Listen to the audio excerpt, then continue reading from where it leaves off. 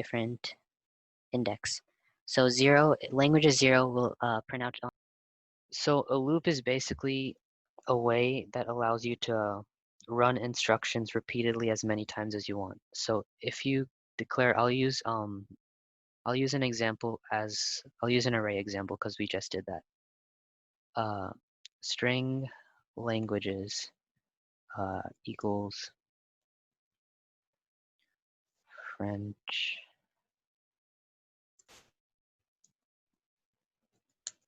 English,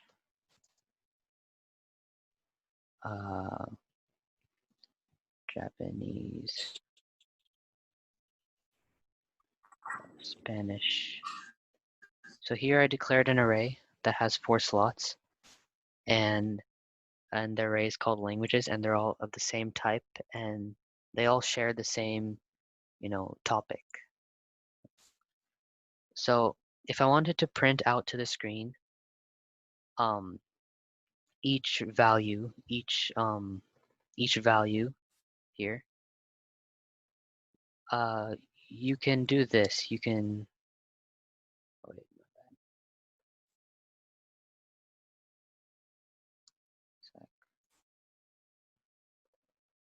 let me put it in the main method. Okay, if I wanted to print out onto the screen each value, I can go in and do this, right?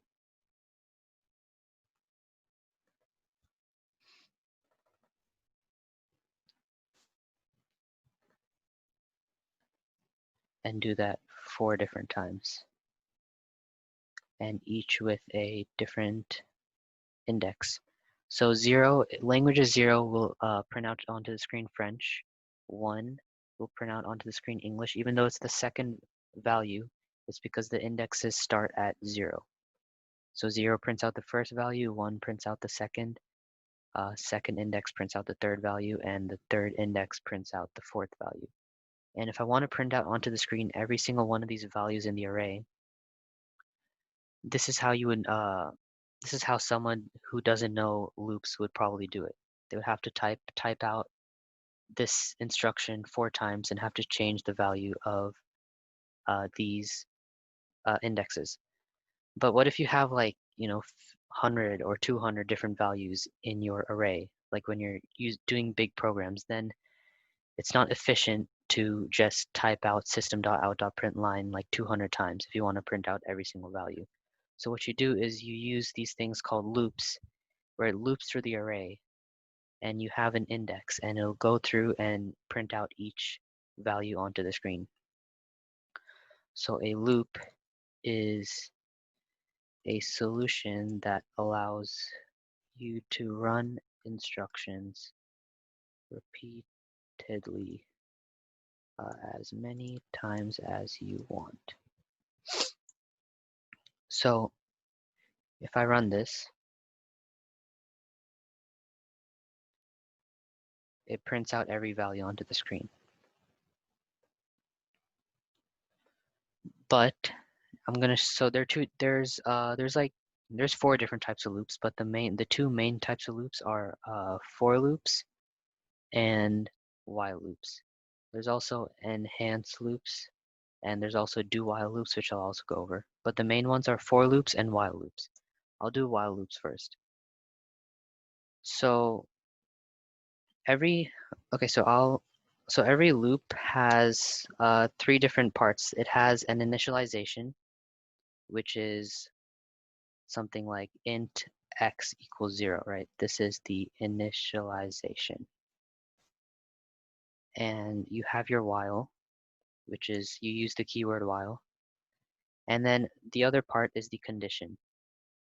X is less than languages dot length. And then you use your curly braces, and then you have your instruction is the last part.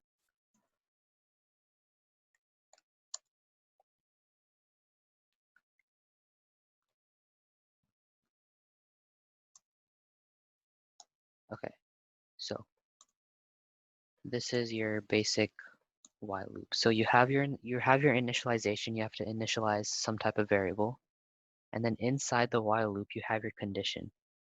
So this is where the condition would go, like using relational operators or uh,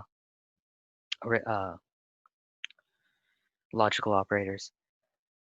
And this is where your executed instruction will go. So these are the three different parts of every single loop, even if it's for loop or while loop.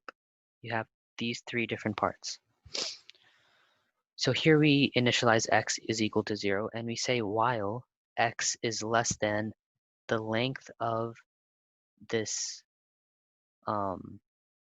array. So the length of the array is 1, 2, 3, 4. There's 4. So while x is less than 4, it's going to keep looping through this until x is equal to 4. Then it's going to break. It's going to break out of the while loop.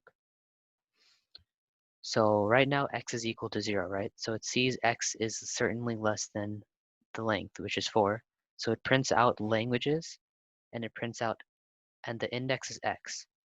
At this moment, the index is x, and x is equal to 0. So it'll print out languages 0, and it'll print out French. And then, if you remember in the first meeting, we talked about what x++ means. That just means incrementing by 1. So before it checks the condition again, it increases the value of x by 1. So now x is equal to 1, and it checks again. So yes, 1 is less than 4, and then it prints out languages with the index of x, which is now 1. And then it goes to the executed instruction again, and it increases the value of x by 1, and it becomes 2. And it does that again, and it keeps going through this while loop until this is not true, until x is not less than language length. So once x is 4, it will not print it out. It will not execute this, and it'll break out of the while loop. So we'll do this. And wait, let me wait.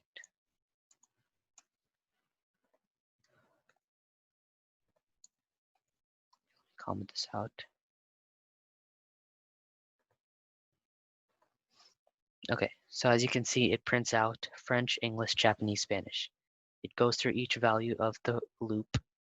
It goes through each value of the array, index 0, 1, 2, 3, and it until x is less than until x reaches the same value as length or greater than length, it keeps printing this out, and it increases the value of x by 1, which is what causes this instruction to access each one of these values. So does that make sense how a while loop works? Does anyone have any questions about that?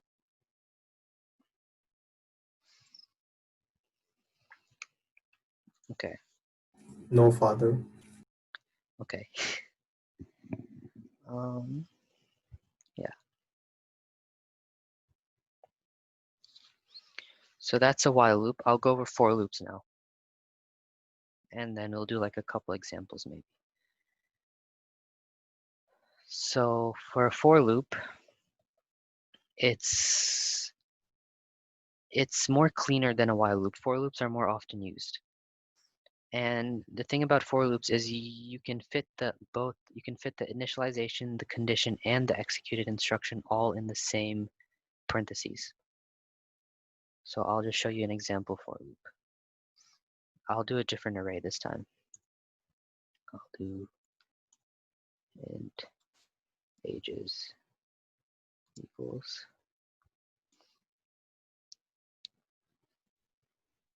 7, 15, 18, 19, 27, 39. Okay. So here's an array of 5 values called ages. So to do a for loop, you use the keyword for.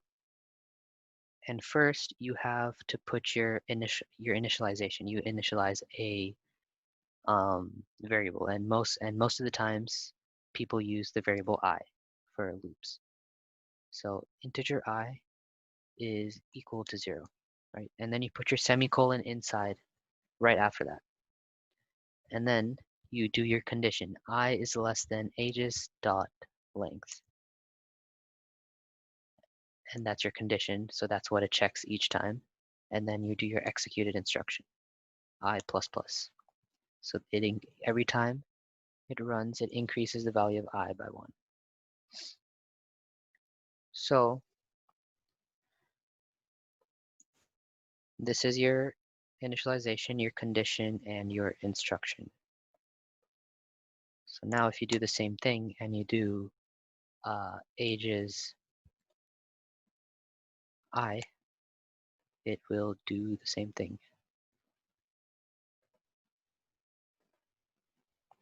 So it prints out every single value of the array. So let's say instead of less than, I do something like less than or equal to, right? So when the length of ages, so ages.length is equal to 5, right? 1, 2, 3, 4, 5. And if we do less than or equal to ages.length, that means I can be equal to 5 and ages I, so ages 5, there is no ages 5. It's because this is 0, 1, 2, 3, 4. Those are the respective indexes. And ages 5, the fifth index, there's nothing at the fifth index. It stops at the fourth index or the fifth value. So this will result in an error. X java.lang.array index out of bounds exception. So the reason is there's no value at index 5.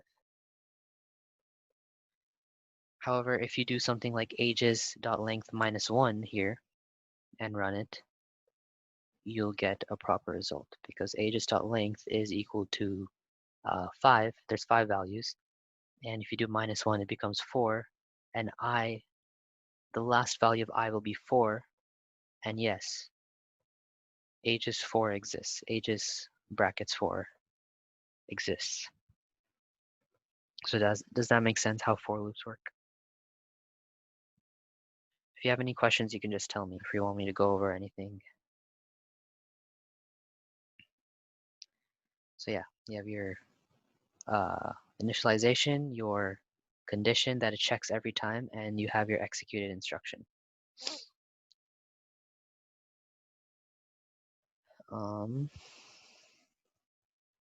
Okay.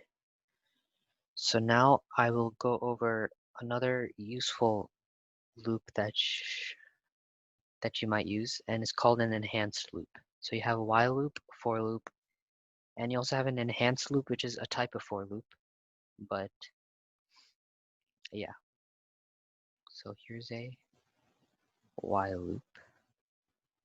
This is an example of a for loop.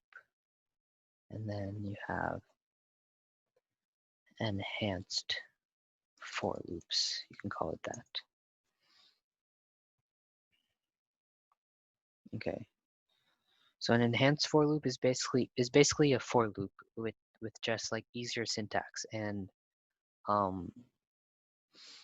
you won't use it that often. However, you can do whatever you do with enhanced for loops, you can do with for loops, but it's just with easier syntax. It's similar with like how I was talking about switch case statements and how you can do that with just normal conditionals.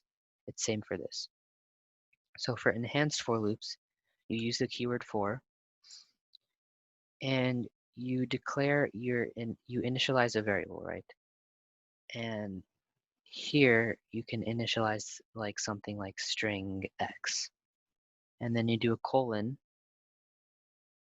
and then I'll just use the language as an example. Languages. And I'll explain this. Oh wait, string value, something like that, because we already used x. And then we print out to the screen value. So what this is, so this is an enhanced for loop. This basically does what we did up here. So what this type of for loop is, what it does is, so you declare a string called value, and this variable will store the values from the array after each iteration of the for loop. And you just print out the value. You'll just print out the variable value onto the screen. And you have to have the same data type of the data type of languages. And we declared languages to be an array of strings. So you have to have this as a string value. And here I'll just run it and explain it a bit better. So yeah, it runs it and it prints out every single value. So basically, it iterates, so you use this colon, and it iterates through each value of this array string, and it sets this variable value to the value of the languages at each index. And every time, it just prints out onto the screen. So there's no condition, there's necessarily no like executed instruction, like having to do I++ or X++. It just, you make this variable called value, or it can be any variable with the same data type as the values in this array. And every time it iterates, it sets the variable value equal to the value of the array, and it prints out onto the screen. That's an enhanced loop. So does that make sense? Or does anyone want me to go over it again? Okay. And the last loop, which you'll basically never use, is called do-while loops. You'll basically never use this, but like, I'll just tell you guys what it is. So basically what while loops are, so we saw while loops here. So what while loops basically checks the expression, it checks this expression right here before executing, but the do while loop is executed once before it checks the expression. So I'll show you how that works. So while loops checks expression before running, and do while loops runs once before checking to run more times. So you would use the keyword do, and you just print out onto the screen languages I, or let's use a different variable. Let's use like j. Int j equals 0. And then do while j is less than languages dot length. Then you print out. Wait, never mind. No, you end it here. Yes. Okay. So this might be confusing, but it's kind of like you won't really use this. But what this is, oh, you also need to do this. So this is basically a do-while loop. So when j. So when the compiler reads this, it initializes this variable called j, and it makes it equal to 0. And before checking this expression to see if this is true, it already does this. It does this once. You do, and it prints out onto the screen languages j, and it increases j by 1. And then it does that once, and then it checks if this condition is true. And if this condition is true, it'll keep doing this, whatever's in these brackets, until it reaches this, until this expression is false, and then it stops. So that's a do-while loop. It runs once before actually checking if it's supposed to run, before checking if it needs to run any more times. While the while loops, it first checks to see if it's true, and then it keeps running. So that's what a do-while loop in a while loop is. So does that make sense? It's just, you'll really never use this, but yeah, that's a do while loop. So yeah, these are the 4 different types of loops. However, you'll only basically use you'll use for loops and while loops, and you'll also use enhanced loops sometimes. And the last thing that has to do with loops that I'll go over is the keywords break and continue. Break and continue.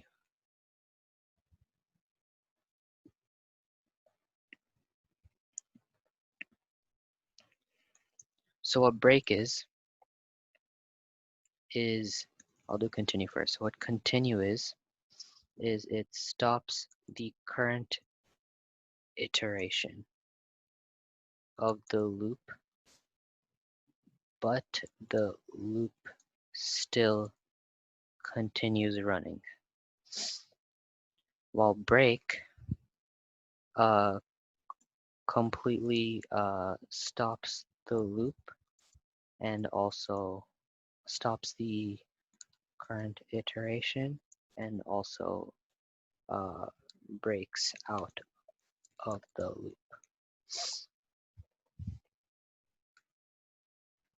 So these are keywords like continue and break. So these are keywords. So I'll show you an example. Let's say I wanted to print out the numbers from 1 through 15, every single value from 1 to 15, but I don't want to print out the value like 8, right? So let's first try to print out all values onto the screen. So you can declare a for loop and you can say int, you can use f is equal to 0. That's your initialization, and then f is less than or equal to 15. F plus plus. So that's what it does. Then we print out onto the screen f.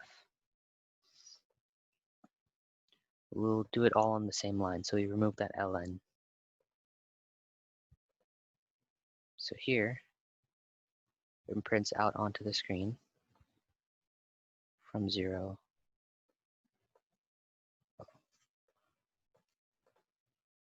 Okay, so it prints out 0, 1, 2, 3, all the way up to 15, right?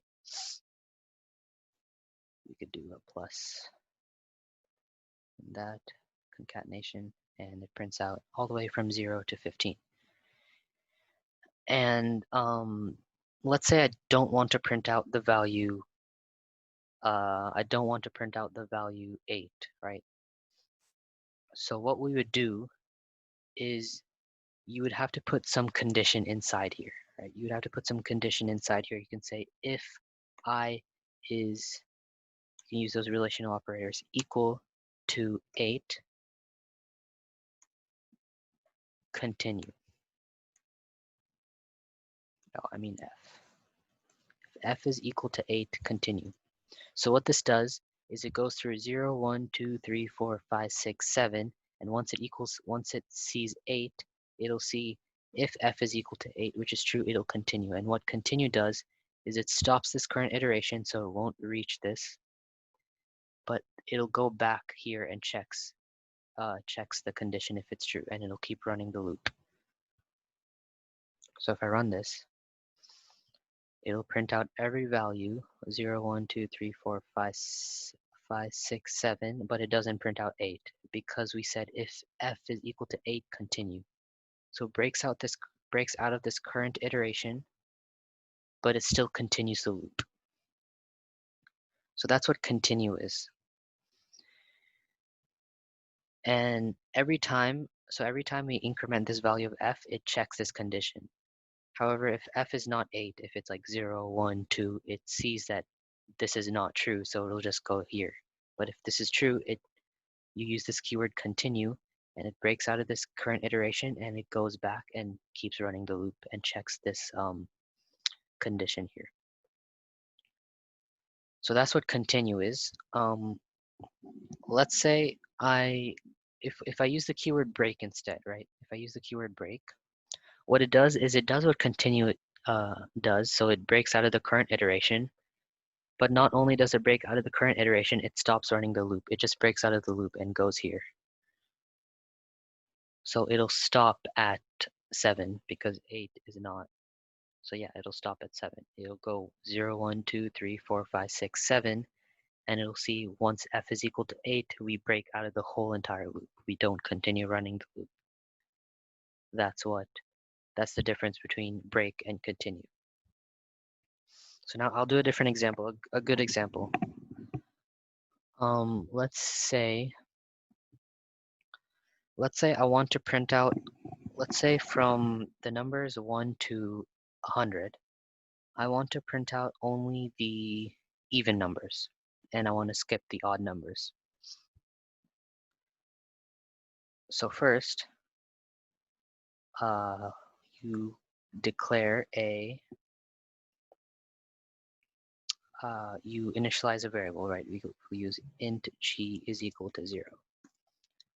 And we'll say g is, keep running until g is not less than or equal to 100.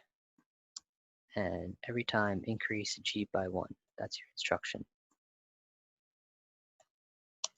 So we print out onto the screen g. And we'll do this all in one line. And we'll put a space. And if we do this, it prints out onto the screen all the way from 0 to 100, right? So that's a loop. So you can see how efficient loops are in general. Like if you wanted to print out 0, 1, 2, 3, instead of doing something like, instead of writing like 100 different instructions to print out each number, you can just use this loop and do it in like 3 lines. So, yeah, but let's say I want to print out only the even numbers, right? So to do that, we would write an instruction here, a condition here, conditional expression. So if you guys remember how to detect even or odd numbers, the best way to do it is using the arithmetic operator modulus. So let's say if g modulus 2 is equal to 0, or is equal to 1, right? That's how, okay, yeah, is equal to 1, continue. So if you remember what modulus is, it just gives you the remainder. So if g modulus 2, so let's say I have the value 5. So if g is equal to 5, 5 modulus 2 is equal to 1, and 5 is an odd number. So it will not print out the value of g. However, when it's an even number, if g is equal to something like 6 and g modulus 2, that's not equal to 1 because it's an even number. It'll be equal to 0 because there's no remainder when you divide by 2. It'll not run this condition and it'll keep printing out that value. So if you run this, it will only print out the, wait,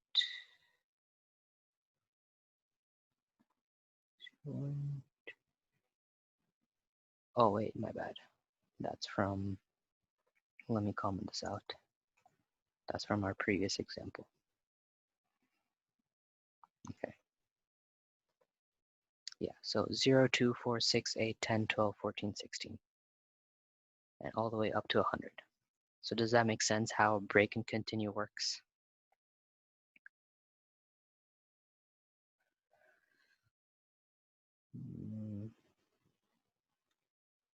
So yeah, that's a pretty good example here. And then if I wanted to print out only the odd numbers and not the even numbers, I can just change this to 0. So, and it'll print out all the odd numbers. 1, 3, 5, 7, 9. Because this will not be true if it's an odd number. That's how modulus works. Okay. So yeah, that's break and continue. Those are for loops, while loops, and you can do this with the while loop too. They're different scenarios where a while loop will be better or a for loop will be better, but generally you can use either or. Yes. But most of the times you will be using a for loop because it's very easy. You can fit your initialization, your condition, and your instruction all in one parentheses. And don't forget the semicolons after each instruction because these are all instructions. Okay. Okay, so now does anyone, because I'm gonna start going into object-oriented programming, so does everyone get loops in general, or does anyone want any more examples or uh, any better explanation on any of these? Okay,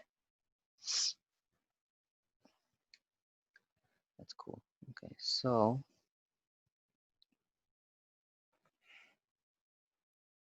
object-oriented programming. So one of the great things about Java is, object-oriented programming. That's one of the main reasons why people use Java, because of object-oriented programming. And this is the best part about Java, basically. It allows you to, you know, organize your code better. And whenever you want to go back and change something or add something, just the fact that you can use objects and inheritance and all this different aspects of Java, that's why Java is so popular. So let me, okay. So I'll give you a couple definitions that you should probably know. So an object is like containers that consist of both properties and functions. Containers that consist of both properties and functions and are connected in some way. Classes are basically the blueprint. That's what they're usually described as, the blueprint for creating instances of objects. Instances basically means copies of objects. And properties, which I said right here, properties means, like features, variables, fields, something along those lines. And methods are functions, something that like an object does, like performing some type of instruction or function. That's what we said here. So properties, so an object has both a property and a function. There's both properties and functions. So I'm gonna give you an example here. So I created this class called person, right? And you have this class called person, but you'll have multiple objects. And these different objects can be objects can be like a Bob or Joe or Bill. These are different objects under the class person. And each one of these objects, like Bob, Joe, or Bill, they have both properties and functions. Some of their properties can be their height, their weight, their skin color, and stuff like that. And their functions can be like walk, run, sleep. Those are functions. So every think of objects as something that you can like see or describe. So every object has both a property and a function. Like we're all objects. Like your computer is an object. Your computer is an object because it has both a property. It has like the screen width, the screen length, the color of your computer or your laptop. Those are properties, and its functions can be like when you type something, or when your computer turns on and off, or when you change the brightness of your computer. Those are all functions of your object. So that's basically the basis of object-oriented programming. And these objects under the same class are somehow connected in some way. So if I have this class person and I make multiple objects like Bob, Joe, Bill, these are all connected in some way. They're all of the type person. Yes, so I will give you an example.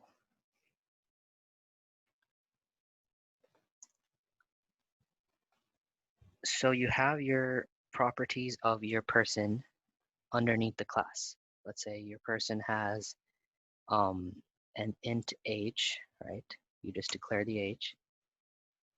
Let me put this right here.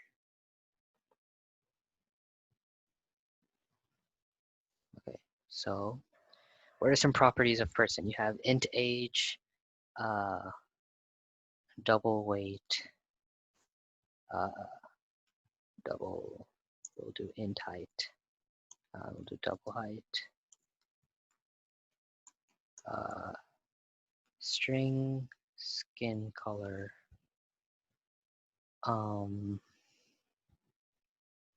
yeah, those are some basic properties right there, right? So those are the properties of your objects that you'll create with the type person. Now, you will have so these are properties. And now you will have your methods or your functions. And these are, a method is basically, you know how we had our main method, right? Our main method it's like a function in which, so our main method is special. It's the first thing that gets run when the compiler runs. So our functions, some examples of function could be like something like void, and I'll explain what void means. But we'll use private void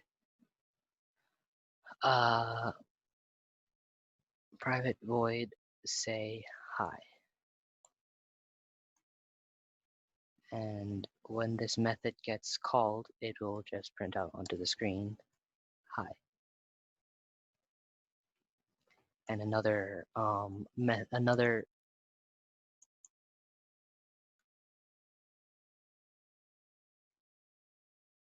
another function of a person could be something like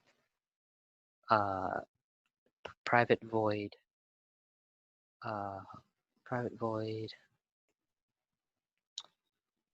let's say we'll just do something like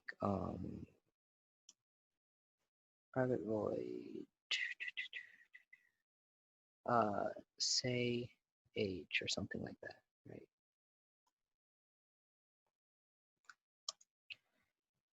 My age is, and we declare this variable up here, age, and then you could just say age, right? Yeah, so we'll just use these two different functions for now. Yes. So this is just an introduction to object-oriented programming. So right here, you have this class person, and you have these properties like age, weight, height, skin color, and you have these different functions. You can say your hi, you can say hi, you can say your age. You can even have a different function where you just print weight.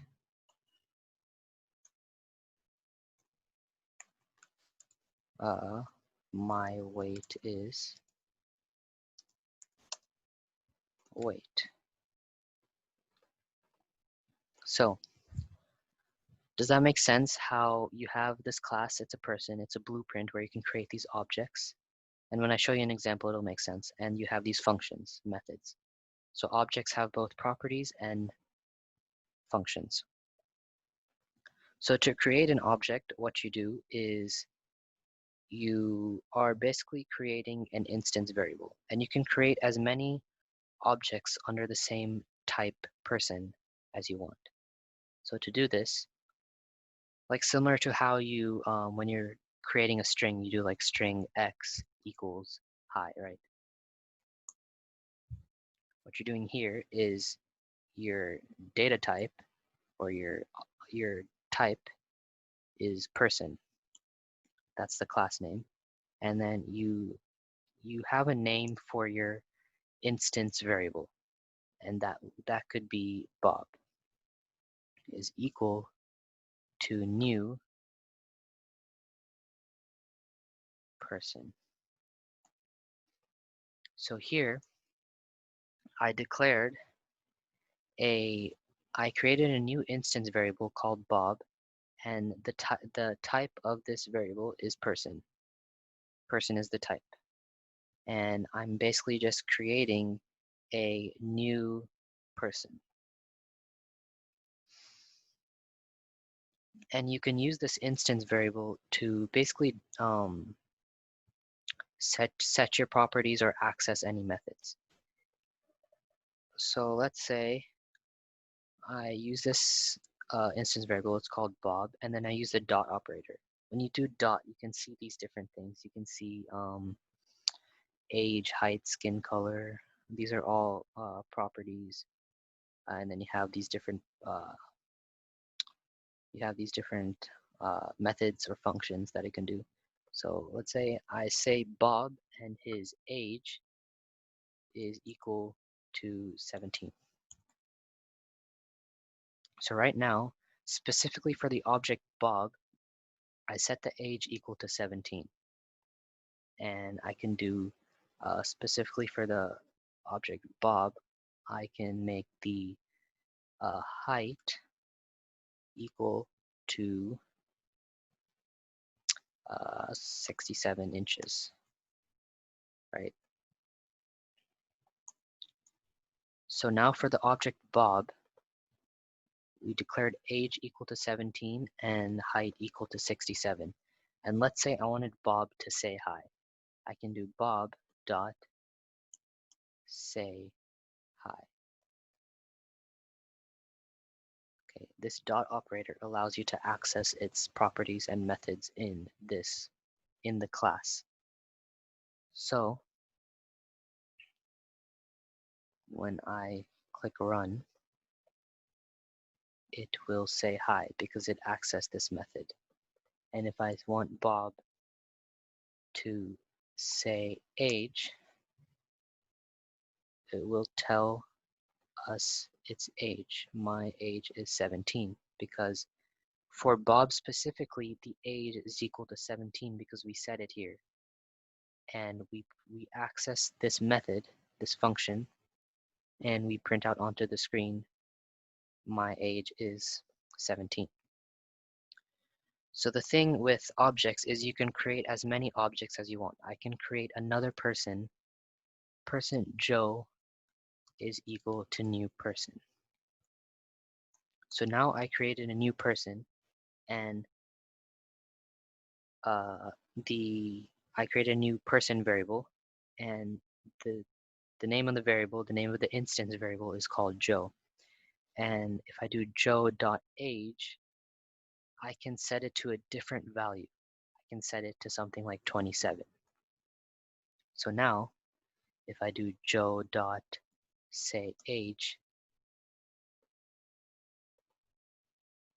it'll say my age is 27.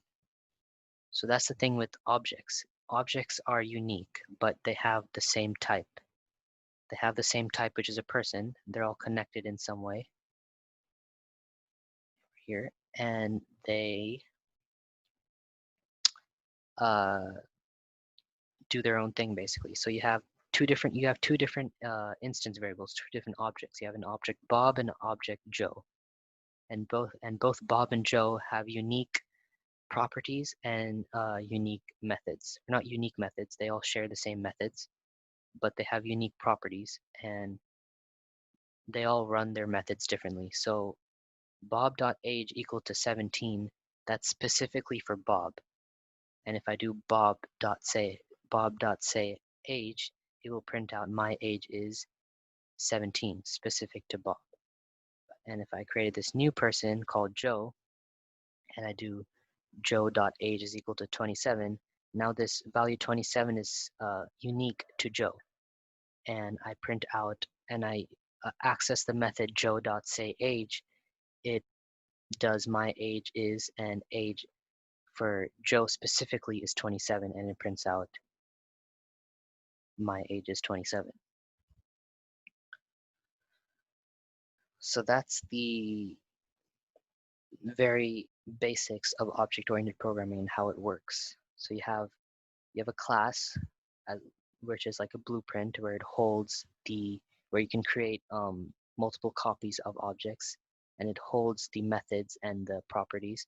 And objects have the type.